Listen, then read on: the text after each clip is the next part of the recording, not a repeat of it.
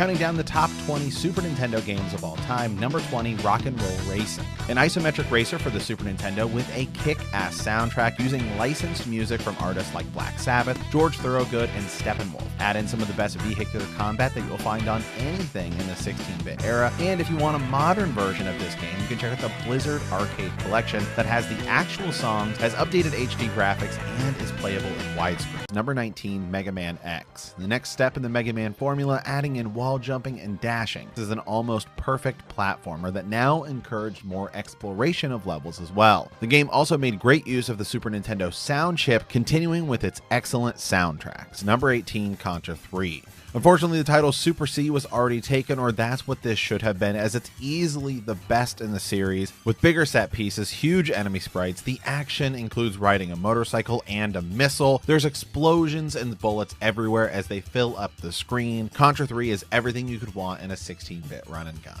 Number 17, Super Mario All-Stars. In today's video game landscape, it seems like all we get are remasters or remakes, but during the 16-bit era, this was a very welcome surprise. Not only did it include 3 of the best NES games ever, it added the Lost Levels, the Japanese version of Super Mario 2 in the West for the first time. It's number 16, NBA Jam. Nothing screams 90s sports gaming like the NFL Blitz or NBA Jam franchises. With all the over-the-top action you could ever want in a basketball game, catching on fire, shooting 50-yard jump shots, somersault dunks, and the ability to unlock special characters like mascots or even President Bill Clinton, make for one of the best sports experiences ever. Number 15, Super Punch-Out! While the series lost the Mike Tyson's license, it added so much in terms of charm and gameplay with precision-based action of each match, which is truly amazing. It forces you to study each opponent for their weakness. Even better is finding out how to instantly knock them out, and the cartoon sprites still look great today. Number 14, Secret of Mana. It isn't just the best action RPG on the Super Nintendo, it's perhaps still one of the best ever. Secret of Mana was able to achieve new heights for storytelling and gameplay in the 16-bit era with its highly addictive combat. Add in one of the best Super Nintendo soundtracks and you had an instant classic. The game was even remade a few years ago, and the Super Nintendo version still might be the better way to play. Number 13, Super Mario World 2.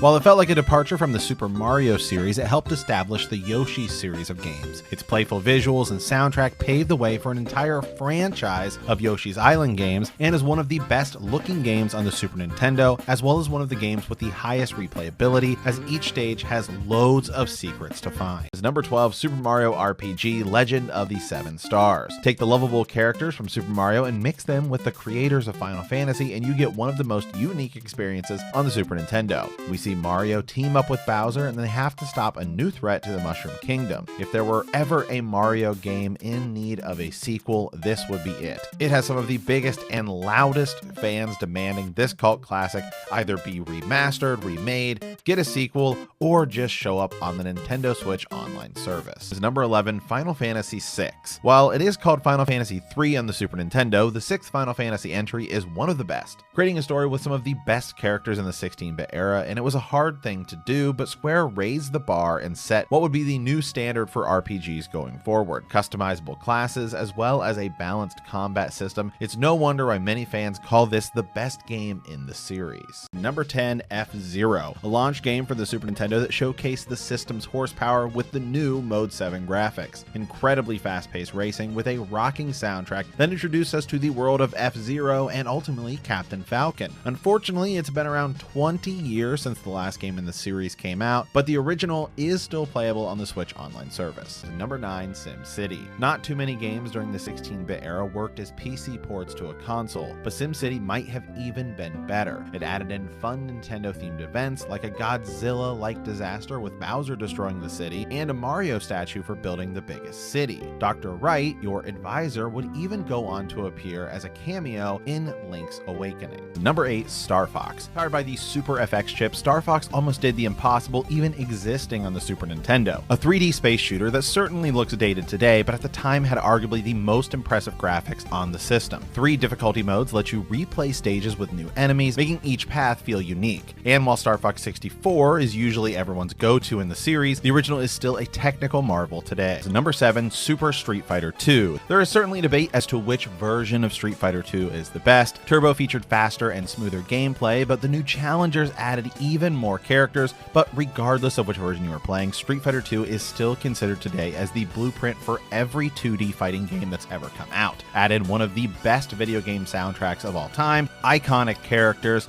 great looking stages and sprites, and of course, the gameplay that you experienced in the arcade now playable at home, and you have arguably the best fighting game ever made. Number 6, Teenage Mutant Ninja Turtles 4, Turtles in Time. Many still consider this to be the best side-scrolling beat-em-up ever, and a game that was actually better than its arcade counterpart. One of the best soundtracks you will find that feels right out of the cartoon, being able to throw your enemies at the screen, and add in the replayability factor of using a different turtle each playthrough. It is no wonder why it is still considered one of the best beat-em-ups ever made. Number 5, Super Mario Kart, a game that introduced an entire new genre, giving players the ability to use power-ups to not only win races but end friendships. We've all been there with the blue shell before, but by all accounts, you could argue this game is the worst in the Mario Kart series, as it just gets better with each game. And for it to be this high up on the list is just a testament to show just how amazing this game and the series as a whole is. Number 4, Super Metroid. A lot of games on the Super Nintendo just throw the word super in the title, but Super Metroid meant it. Everything from the original game was just amplified to the max, and this still might be the best game in the franchise, with a huge world to explore, littered with secrets, all at just a good enough pace to keep you going, wanting more from each minute of gameplay. Super Metroid is still an absolute classic today. It also has one of the best openings you'll find in any game in the Super Nintendo. It still gives us chills today. Number 3, Chrono Trigger. On a system with RPGs like Final Fantasy VI, Earthbound, and Super Mario RPG,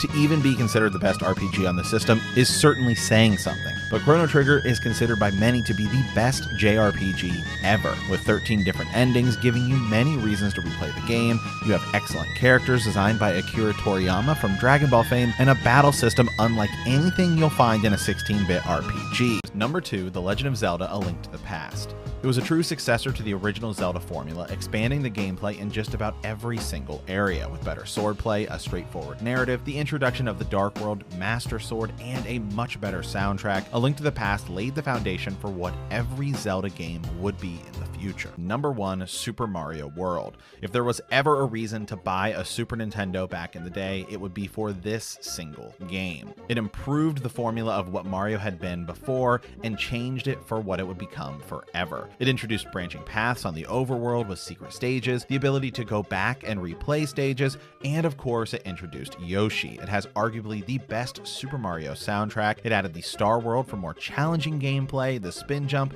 just about every concept in Mario before this it improved upon, and just about every concept after relates back to Super Mario World in some sense.